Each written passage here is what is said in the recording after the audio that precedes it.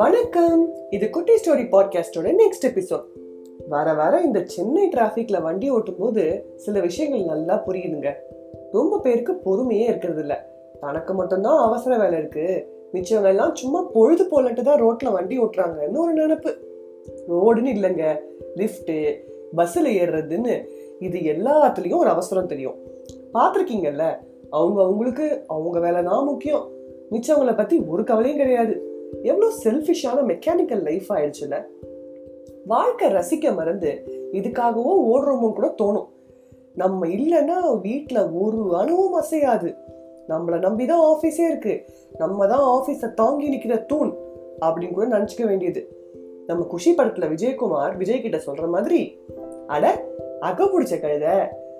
அகந்தை எவ்வளவு ஒரு அருமையான வார்த்தை இல்ல. ஆனா இத வார்த்தையில மட்டும் தாங்க ரசிக்கணும், வாழ்க்கையில முடிஞ்ச அளவுக்கு ஒதுக்கணும்.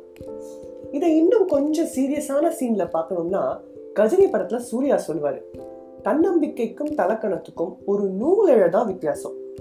என்னால முடியும் நினைக்கிறது தன்னம்பிக்கை, என்னால மட்டும்தான் முடியும் நினைக்கிறது தலக்கணம். இந்த ஈகோ ஆர் தான் தான் பெருசு அப்படிங்கிற ஆட்டிடியூட் பல நேரங்கள்ல நம்மள அழிச்சிரும். ஈகோ இருக்கவே கூடாதா அப்படின்னு கேட்டா கண்டிப்பா இல்லைங்க. இதை அண்டர்ஸ்டாண்ட் பண்ணிக்கிறதுக்கு ஃபர்ஸ்ட் ஈகோவை ரெண்டா கேட்டகரைஸ் பண்ணிக்கலாம், குட் அண்ட் பேட். இதுல குட் ஈகோ அப்படிங்கிறது நம்ம சில விஷயங்கள்ல பிடிவாதமா என்னால மட்டும்தான் முடியும் அப்படின்னு நினைச்சு சாதிச்சு காட்டுறது, நம்ம முட்டி மோதி பெரிய ஆள் ஆகிறதுக்கு நமக்கு துணையா இருக்கிறது. சிம்பிளா சொல்லணும்னா, குட் ஈகோ நம்மளை பத்தி நல்ல விதமா நினைக்க வைக்கும், நம்மளை கான்ஃபிடென்ட்டா ஒரு ஏபிள் பர்சனா மாத்தும். ஆனா இந்த பேட் ஈகோ இருக்கானே, எப்பா வேற வேற வேற மாதிரி நம்மள ஆக்கிடும். வேட்டைக்கார விஜய் ஸ்டைல்ல சொல்ல ட்ரை பண்ண, வரல, விட்டுருவோம். சரி, இந்த ஈகோ பத்தி ஈகோ இஸ் த எனிமி அப்படிங்கிற புக்ல ஈகோ மேனேஜ்மெண்ட்டை 3 ஸ்டேஜா பிரிக்கிறாரு. ஆஸ்பயர் அதாவது லட்சியம், சக்சஸ் வெற்றி, அண்ட் ஃபெயிலியர் தோல்வி. இந்த 3 ஸ்டேஜஸ்ல நம்ம ஈகோ எப்படி மேனேஜ் பண்றோமோ அதை பொறுத்து தான் வாழ்க்கை அமையும்னு சொல்றாரு. அமைதியா நம்ம லட்சியத்தை அடையணும், வெற்றிய தாழ்மையோட ஏத்துக்கணும், தோல்வி வந்தா விடாமுயற்சி விஸ்வரூப வெற்றின்னு திருப்பி போராடணும். எவ்வளவு சிம்பிள்ல, ஆனா ஃபாலோ பண்றது கண்டிப்பா ஈஸி கிடையாது. இதெல்லாம் ஃபாலோ பண்றதுக்கு ஞானிகள் மாதிரி தான் மனநிலை வச்சுக்கணும். அதுக்கு நம்ம சூப்பர் ஸ்டார் ஒரு மேடையில நீ யாரு அப்படின்னு ஒரு குட்டி ஸ்டோரி சொல்லிப்பாரு. நீ யாரு? நான் ரஜினிகாந்த். அது உனக்கு வச்ச பேரு. நீ யாரு? நான் ஒரு நடிகர். அது உன்னோட தொழில். நீ யாரு? நான் ஒரு மனிதன். அது உன் இனம். நீ யாரு? இப்படின்னு அது போய்கிட்டே இருக்கும். அதே சூப்பர் ஸ்டார் தான் கையில் என்ன கொண்டு வந்தோம் கொண்டு செல்ல அப்படின்னு பாடிப்பாரு. ரொம்ப தத்துவ மழையா பொழியிறியேமா, உனக்கு என்னம்மா பிரச்சனை அப்படின்னு நீங்க சொல்றது எனக்கு கேக்குது. I am the very sorry, என்னங்க பண்றது, இந்த மாதிரி ஏதாவது வித்தியாசமா கொடுக்க வேண்டியிருக்கு.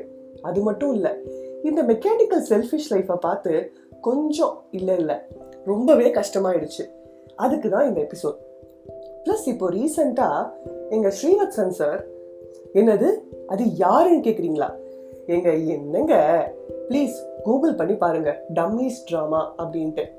அவரோட மாஸ்டர் பீஸான ஒரு ஸ்டேஜ் டிராமா தான் வினோதய சித்தம். இப்ப ரீசெண்டா சமுத்திரக்கனி படமா எடுத்து ஆன்லைன்ல ஜீல ரிலீஸ் பண்ணிருக்காரு.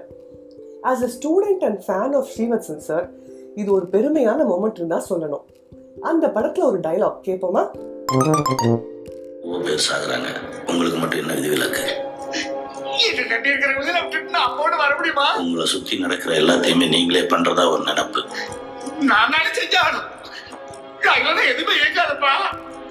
சில சம்பவங்களை நீங்க பார்த்திருப்பீங்க, சில சம்பவங்களை கேள்விப்பட்டிருப்பீங்க, சில சம்பவங்களுக்கு சாட்சியா இருந்திருப்பீங்க.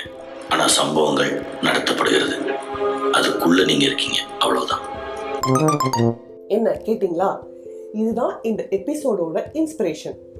சோ நான் பெருசா நீ பெருசான்னு இல்லாம வாழலாம். எங்க அப்பா சொன்ன ஒரு பொன்மொழியோட நான் முடிச்சுக்கிறேன். விட்டு கொடுப்போர் வீழ்வதில்லை. அதாவது இறங்கி போறதுனால நம்ம குறைஞ்சு போயிட மாட்டோம். இந்த எபிசோட் பிடிச்சிருந்தா லைக் பண்ணுங்க, ஃப்ரெண்ட்ஸ் அண்ட் ஃபேமிலியோட ஷேர் பண்ணுங்க, மறக்காம எங்க பாட்காஸ்ட ஃபாலோ பண்ணுங்க. கமெண்ட்ஸ் எதுவா இருந்தாலும் எங்களுக்கு ஷேர் பண்ணுங்க. இப்படி நானும் வாரம் சொல்லிட்டு தான் இருக்கேன். ஆனா எதுவும் பண்ற மாதிரி தெரியல. எப்படியும் யாரும் கமெண்ட் பண்ண போறது இல்ல. இருந்தாலும் ஒரு சம்பிரதாயத்துக்கு சொல்லணுமா இல்லையா? என்ன நான் சொல்றது? Okay, it's me signing off. Bye from Kutti Story Team.